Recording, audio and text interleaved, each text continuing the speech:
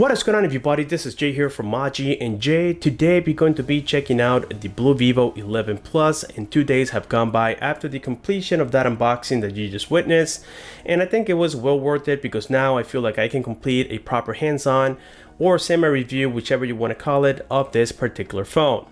So at this price range, we have a big competitor out there, guys. I have to mention it right off the bat. It's about the Pocophone, which comes with the Snapdragon 845 and the Adreno 630.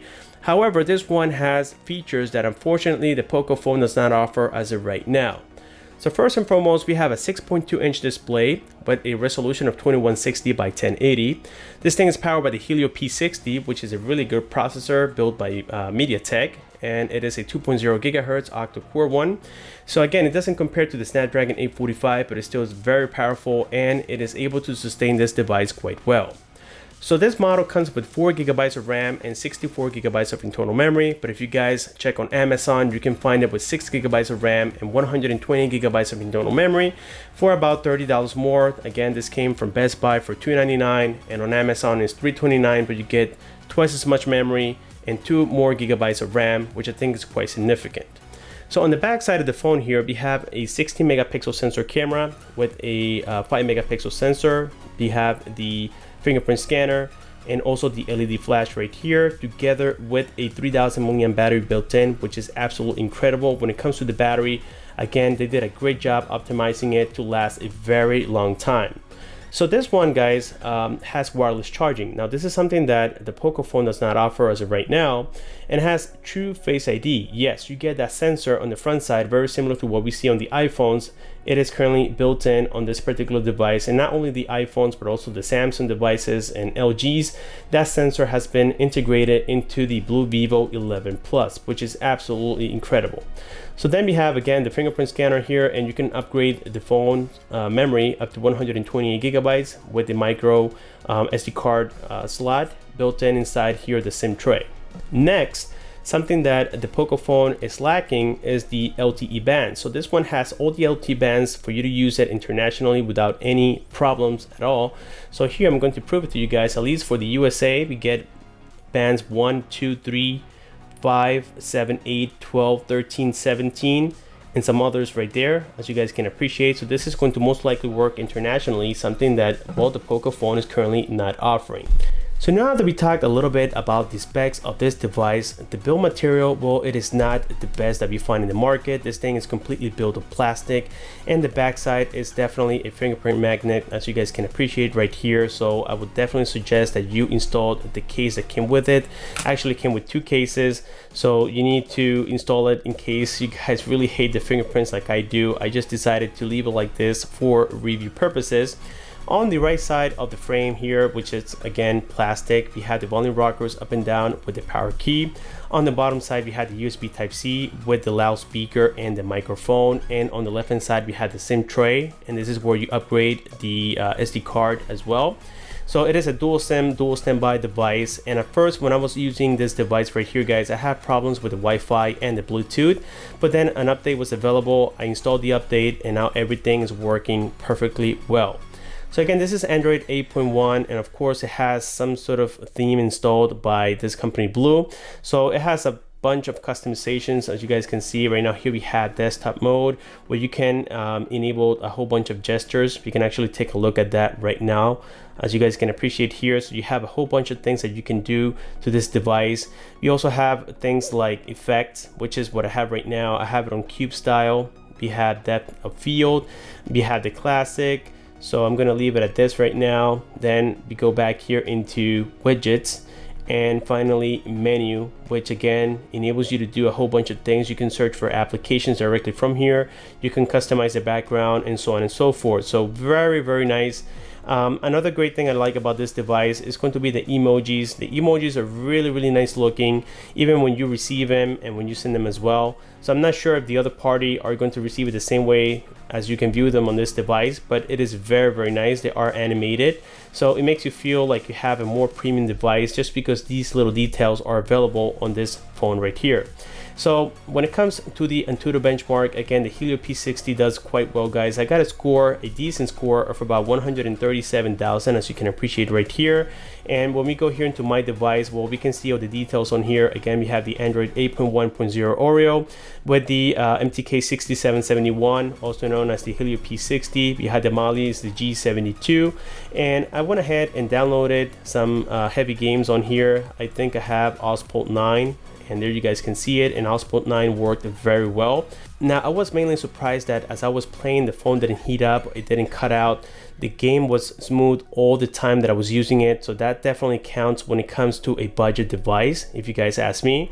And of course, I downloaded more applications here so that I could know how well it was performing in terms of social media. I downloaded my own personal account so that I could use it again as my primary device. And then here I want to show you the Geekbench score that I got on this device, which is also quite impressive. And if we go here into history, we can see it right here, guys. I got for the single core 1505 and for the multi-core 5771. When we go here to compare it to other devices, well, the Galaxy Note 8 is right below it. And when we go to the multi-core, again, the Galaxy Note 8 is right below it. So this phone scored quite competitive scores considering what it is, a budget device. And let me tell you guys, just because of the fact that it has wireless charging, which is something that I use quite a bunch, and that also it has the True Face ID recognition, I will prefer this just a slightly more than the Pocophone. And keep in mind that again, the LTE bands are very important. So right now here, if we turn off the Wi-Fi, you guys can see that I am getting the actual LTE connectivity right there. And the display, guys, really doesn't bother me at all when it comes to the notch. As a matter of fact, I have said on other videos that I do like the notch. I don't know why, it is just me maybe, but I do like the notch, and it doesn't have any special features like we see on the iPhones where one side is for the control center and the other side is for the notifications. This one is going to give you the same information regardless of where you drop it down from. You can even drop it here from the middle side and it'll give you that same information. So now getting here into the settings, well, everything is pretty basic for Android. I mean, it doesn't really have anything spectacular or something that I can say, wow, this is totally new. We have seen many of these features. I mean, you can change the navigation bars to whatever you want to. We have seen this many times in the past. On security here, of course, you can set up your Face ID, fingerprint scanner. Now, the Face ID is very similar to the iPhone. It's going to give you a very, very similar interface. As a matter of fact, I'm going to try to show you here. I may have to delete the one that I have right now and try to set it up again. Let's click on Register Face. So there you guys can see that it is a very similar software in terms of how it looks. Now, if it's the same as the iPhone, I can't tell you that, guys. It might be a little bit different. But anyways, here we have the About page. And once again, we can confirm that Android 8.1.0 Oreo. And pretty soon it's going to be getting the update for the Android 9. And that was a promise this company made. We really have to see if they are truly going to complete that for us, or maybe it is just all talk.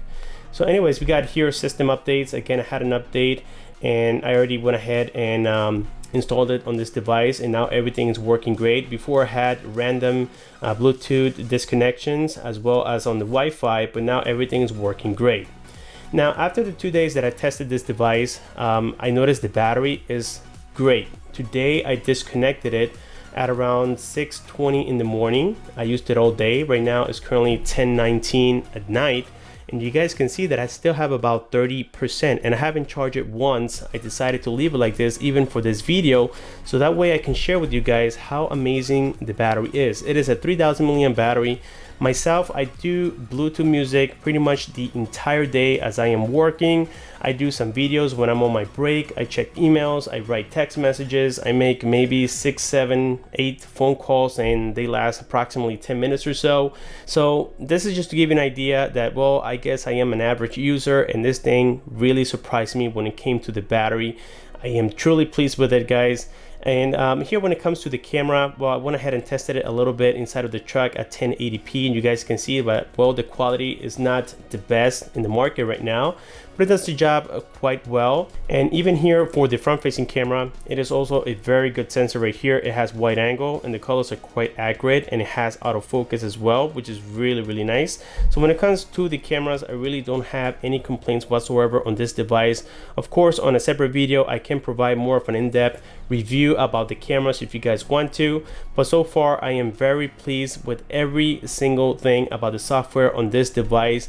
I mean, in build quality, well, I gotta say that maybe they should have tried to place glass in the back if they were gonna make the frame already plastic, but that's just a matter of preference. A lot of you guys may not even care. Now, I still think, guys, that for $299, the Pocophone is slightly better because, again, we get the Snapdragon 845. It is a much superior processor. Now, in my case, I prefer this device because of the fact that it has wireless charging, 4G LTE support, and we get all these great features into it that, well, unfortunately the Pocophone does not offer. But when it comes to performance, of course, the Pocophone is going to be a much superior phone, so you guys need to determine and get the proper balance based on the usage that you put into a phone. So with this being said, guys, I think that, well, so far we have tested most of the components of the phone. Here I have YouTube real quick so that way you guys can hear the quality coming out of the loudspeaker real quick like we usually do. So let's go ahead and open this video real quick for you guys, and let's increase the volume to the max.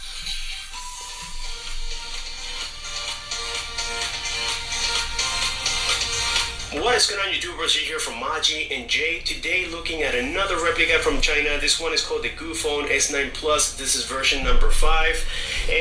So as you guys can hear, we don't have stereo speakers, but the quality coming out of the bottom speaker here, it's okay. It is not the best. If you guys place it on max volume for a while, it starts to sound a little bit scratchy. I'm not sure why. But other than that, it is a decent speaker. I mean, it's nothing to really brag about. I'm pretty sure the iPhone and even my Galaxy S9 Plus has a much superior speaker, but this one will do the job just fine for you. When it comes to call quality, people were able to hear me fine, and I was able to hear them fine as well, so I don't have any complaints when it comes to the call quality. It doesn't have Wi-Fi calling, by the way. I know a lot of you guys are going to ask me that. This one does not support it. And again, it doesn't have NFC, which are the two major cons of this device. And the third, well, the build quality is a little bit sucky, to be honest with you guys.